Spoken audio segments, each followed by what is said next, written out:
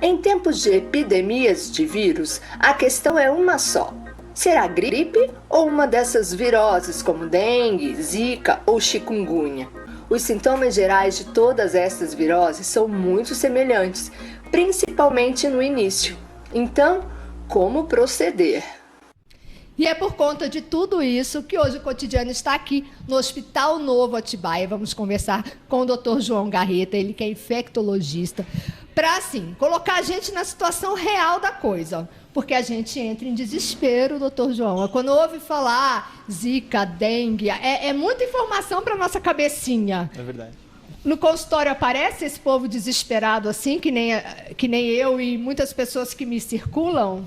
Acho muito bacana a iniciativa, obrigado pelo convite. Sim, a gente tem visto, as consultas são às vezes só para saber informações mesmo a respeito das doenças, como é que a coisa vai, para tranquilizar, assim, devo tomar a vacina funciona, eu tive isso, tive aquilo, pode ter sido isso, pode ter sido aquilo.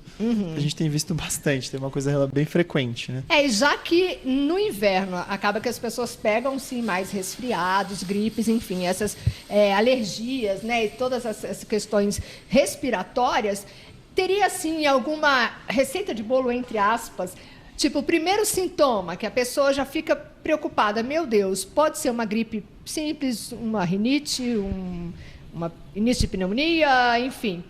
Qual o procedimento? Então, geralmente, os resfriados são aquelas doenças assim, né? Eu tenho sintomas locais, secreção nasal, coriza, né? Tenho uma prurido, coceira no nariz, aquela coisa do resfriadinho, um pouco de dor de garganta, mas uma coisa leve que geralmente não deixa a gente derrubado, né? Tá. Esse é o resfriado comum, né?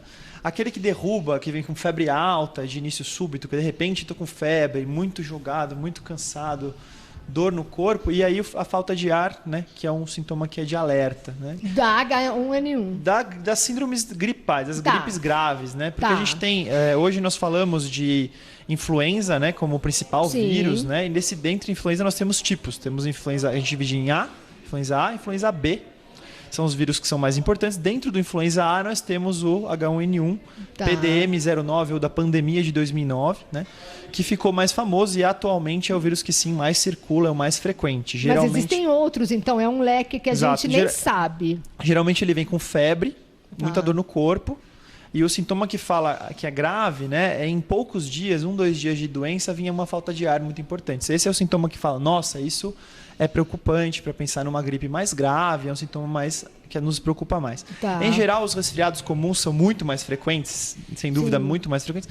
Não tem febre, ou a febre é baixa, a pessoa não fica tão assim prostrada, não fica jogada, consegue fazer as atividades do dia a dia normalmente. Quanto a gripe, não. Gripe geralmente, nossa, eu tô muito ruim, não tô conseguindo trabalhar. Então é um pouquinho nesse sentido. Mas na verdade, uma coisa que a gente tem que ter uma ciência assim, muito grande, tá sempre tranquilo, é que a grande maior parte dos casos, mesmo de gripe, mesmo com febre, dor de garganta, com dor no corpo, que deixa você muito jogado, com dificuldade para trabalhar e tudo mais, são leves, assim, tem uma boa evolução, né? A taxa de complicações é muito baixa, a mortalidade é baixa, quer dizer, a grande maior parte das gripes vai muito bem. Entendi. É porque quando, assim, chega até a gente casos, né, de morte, enfim, de casos de isolamento mais severos, assusta mais, né? A gente fica mais assustado. Porque chega até a gente fala, nossa, não está tão longe, está perto de mim, alguém que eu conheço. A gente sabe que as populações, existem populações de risco para doença grave pela influenza, pela gripe, né? Que são os pacientes com doenças crônicas, aí eu ressalto muito com frequência os diabéticos, ressalto também os pacientes com doença cardíaca, doenças renais, aqueles que estão em diálise. Por que a imunidade fica mais baixa? Por conta disso. Na verdade, algumas vezes nem está 100% explicado. Nesses doentes, sim. Veja que um paciente com doença cardíaca, quando ele tem uma infecção, essa infecção exige do sistema cardiovascular dele, né, que ele aumente o seu funcionamento para conseguir combater a infecção. E aí, se ele tem uma doença já, ele pode descompensar essa doença. Então, uma insuficiência cardíaca que está bem, quando pega a gripe, fica ruim, né? Então, tem isso. E a gente sabe que algumas questões imunológicas, por exemplo, as gestantes, as pacientes que estão ali perto do parto, nas 2 semanas após o parto, parece ter um risco maior. As crianças muito pequenas também. Quem tem já problema respiratório Quem já também. tem problemas respiratórios, os asmáticos, né? Porque isso ajuda a piorar a própria doença que ele já tem. Tá. Né? E os obesos. Porque os obesos têm aquela questão de não ter uma ventilação, uma respiração adequada também, são pacientes de risco. Né? Esses pacientes, sim, a gente tem que identificar os casos suspeitos, especialmente, como eu falei, com febre de início súbito, com dor de garganta, dores no corpo. E esses, sim, a gente tem uma preocupação maior, porque eles têm um risco maior de evoluir para uma doença grave. Aí o que a gente faz? A diferença. Né? Então, se uma pessoa de, vamos por 20 e poucos anos, sem nenhum problema, chegar com febre no pronto-socorro e tiver um quadro suspeito, dor de garganta, dor no corpo, tosse, olha, você está com H1N1. O que a gente precisa fazer? Não precisa fazer nada. Só tranquilizar Nem isolar? E tratar os sintomas. Não. Veja, a gente só isola os pacientes internados, porque daí é uma situação diferente. Né? Quem está internado geralmente não está bem de saúde. Tá. Né? E os profissionais da saúde não podem, de repente, pegar a gripe e passar para outro paciente, porque eles têm contato com muita gente. Sim. Num domicílio, por exemplo, a taxa de ataque é em torno de 20%. Em torno de 1 a cada 5 da casa, se um tiver, os outros 1 a cada 5 vão ter. Não se isola paciente em casa, não tem nenhum sentido. Por quê? Porque se ele pegou, enfim, tudo já foi compartilhado. É impossível isolar um paciente. Até descobrir já foi. Isso, é impossível isolar um paciente em casa, né? Não dá. E é isso que você me perguntou antes da gente começar a conversar. Ele chegou com febre, uma pessoa jovem que não tem nenhum problema de saúde, chegou no hospital, falaram que era H1N1 e não fizeram assim. O que a gente faz? Não se faz nada. A gente não coleta exame para confirmar, não há necessidade. E não há necessidade de tratamento antiviral, aliás, que é o oseltamivir. Não há necessidade de medicamento nesses casos. Por quê? Porque são populações de baixo risco de complicação. Entendi. Por outro lado, se eu tiver um paciente que chega com por exemplo, um paciente com insuficiência cardíaca, ele chega com febre, dor de garganta, com falta de ar, com sinais de uma doença mais grave, né? Esse eu vou internar, vou colher o material para ter confirmação desse vírus se é isso mesmo. Sim. Vou dar o antiviral para ele e vou notificar a vigilância sanitária. Então, essa é a diferença. Entendi. Tá? Mas eu estou com um paciente jovem que não tem nenhuma comorbidade, mas ele chega grave, ele chega com necessidade de oxigênio, por exemplo, que ele nunca teve. Esse também eu vou internar, vou dar o antiviral. Assim. Vou investigar, vou coletar material do nariz, da boca, para mandar para descobrir se esse vírus é o influenza A mesmo, qual que é o vírus, e vou notificar a vigilância. Então, são os casos graves em que a gente interna, que a gente chama de síndrome respiratória aguda grave. Esses são os casos que nós internamos e fazemos todo o processo. As síndromes gripais, que a gente chama assim, a gripe, a gente chama de síndromes gripais, o nome técnico, não precisam de coleta de exame, não precisam de antiviral. E a vacina? Como é que tá essa? Que o povo quer tomar vacina, não é do grupo que tem que tomar vacina, mas quer tomar vacina, uma confusão desse negócio dessa vacina. Funciona da seguinte maneira, né? E também tem uma dúvida, qual vacina, né? Que tem duas, né? Então, nós temos duas vacinas, a trivalente e a tetravalente, né? Muitos me perguntaram, né? Mas eu devo tomar tetra porque tem 4 tipos, né? As duas vacinas são para influenza, não especificamente para H1N1. Dentro delas temos sorotipos de vírus. A trivalente são 3, a tetravalente ou quadrivalente são 4.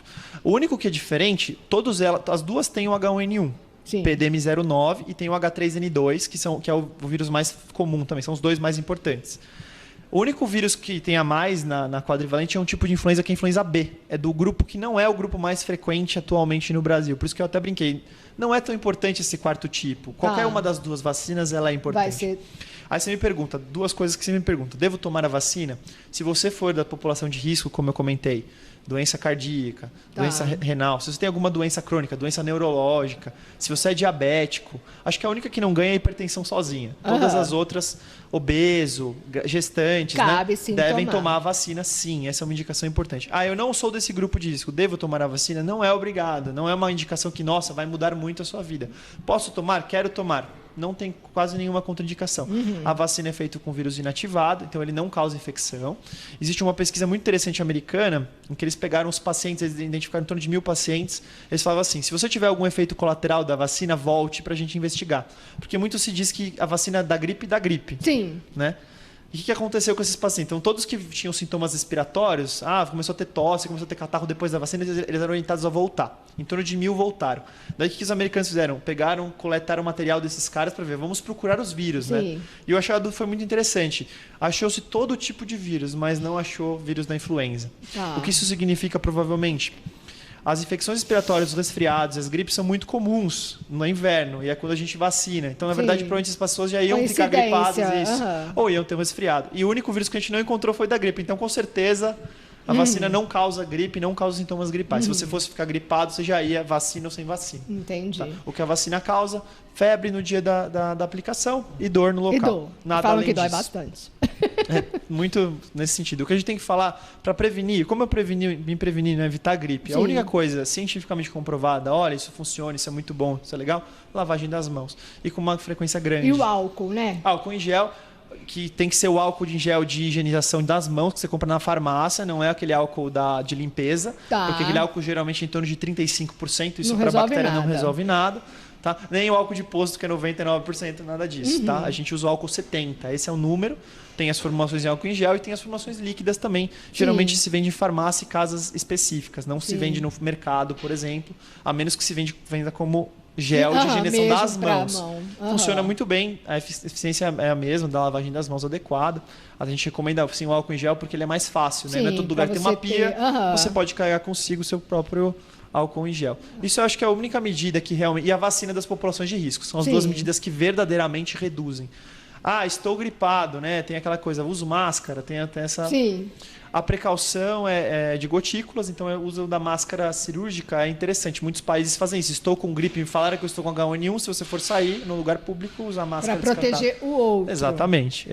Nenhum que problema. As pessoas mas não é muito cultural no Brasil isso, não. Porque você está se preocupando com o outro, aqui é meio... Né? Mas vamos começar mas não é uma já, cultura né? muito... Porque você já está doente e você às vezes esquece do outro, né? Mas vamos nos preocupar.